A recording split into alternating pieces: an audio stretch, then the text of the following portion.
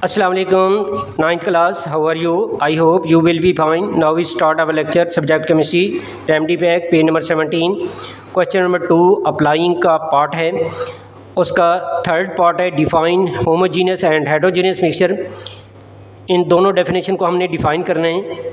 इसको डिफ़ाइन करने से पहले हमें होमोजीनियस और हेट्रोजीनियस का पता होना चाहिए, इनकी मीनिंग क्या होती है। होमो मीन होता है सेम और हेट्रो मीन होता है डिफरेंट।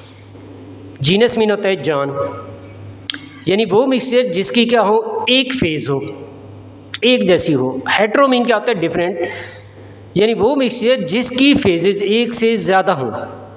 आई स्टूडेंट्स, इसको डिफ़ाइन करने के लिए हम text book page number 8 open करते हैं। जी students, homogeneous mixture that have uniform composition throughout are called homogeneous mixture.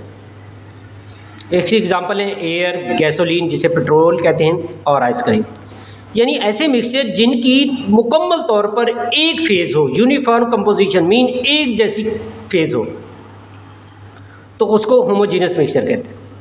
दूसरा है heterogeneous mixture. Heterogeneous mixture are those in which composition is not uniform throughout, यानी ऐसा mixture जिसकी composition जो है वो मुकम्मल तौर पर एक जैसी ना हो, मीन एक से ज़्यादा हो, तो that are called heterogeneous mixture. Example है इसकी सॉइल, रॉक, वुड।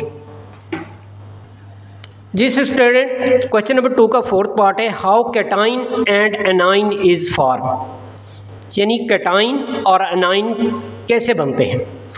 पहले तो हमें पता होना चाहिए कि कैटाइन क्या होता है। पॉजिटिव आयन को कैटाइन कहते हैं और नेगेटिव आयन को एनाइन कहते हैं। आई स्टूडेंट्स, इसकी अब फॉर्मेशन का हम स्टडी करते हैं। इसकी स्टडी करने के लिए हम text book page number 14 open करते हैं।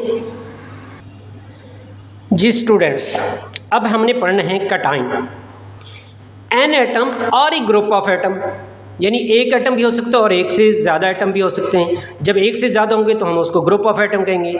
Having positive charge on it is called cation, mean एक एटम या एक से ज़्यादा एटम हों और उसमें ऊपर क्या हो, पॉजिटिव चार्ज हो, तो उन्हें कैटाइन कहते हैं। अब है इसकी फॉर्मेशन, ये डेफिनेशन थी, अब है उसकी formation. The cation are form, cation बनते हैं when atom loses electron from their outermost shell, यानी जब कोई एक एटम क्या करता है, एक आखिरी शेल में से एक या एक से ज़्यादा इलेक्ट्रॉन लूज करता है, तो वो पॉजिटिव आयन में चेंज हो जाते हैं, तो उस पॉजिटिव आयन को कहते हैं कैटाइंस।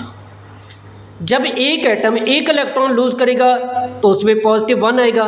जब एक एटम 2 इलेक्ट्रॉन लूज करेगा उस पर 2 पॉजिटिव आएगा। जब कोई एटम 3 इलेक्ट्रॉन लूज करेगा उस पर 3 पॉजिटिव आएगा। तो ये है उसकी बेटा फॉर्मेशन।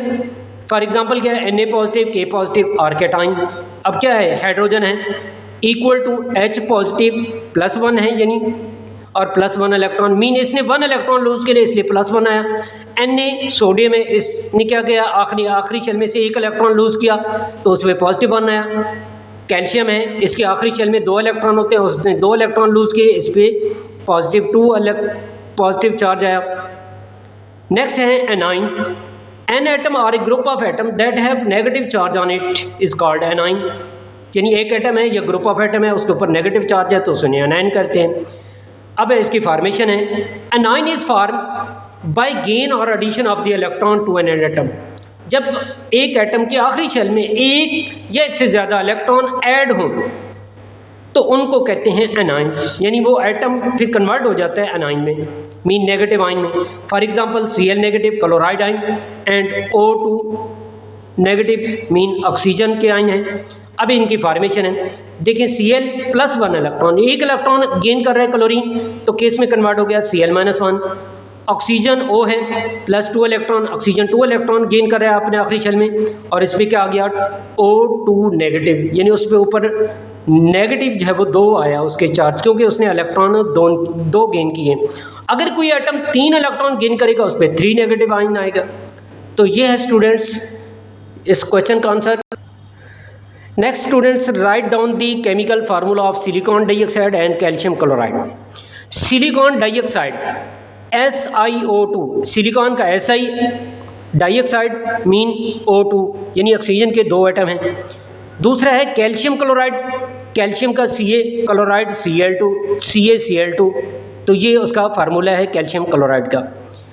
क्वेश्चन नंबर 6 है, स्टेट 3 रीज़न, 3 रीज़न बतानी है। वाई डू यू थिंक, कि आपके ख्याल में air is a mixture and water is a compound, कि आपने 3 रीज़न बतानी है कि आपके ख्याल के मुताबिक एयर जो है वो मिक्सचर है और वाटर जो है वो कंपाउंड है।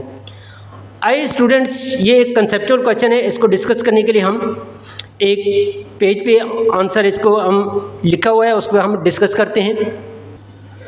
जी स्टूडेंट्स, पहली reason, air is a mixture, air mixture है because it is made up of nitrogen, oxygen, argon, carbon dioxide and water vapours, कि एयर एक मिक्सचर है कि वो नाइट्रोजन से, ऑक्सीजन से, आर्गन से और कार्बन डाइऑक्साइड और वाटर वेपर से बना हुआ है, क्योंकि इनके अंदर ये जो सब्सटेंस हैं इनकी जो रेशो है वो फिक्स नहीं होती, सिंपल मिक्सिंग होती है, इसलिए ये क्या है, एयर मिक्सचर है।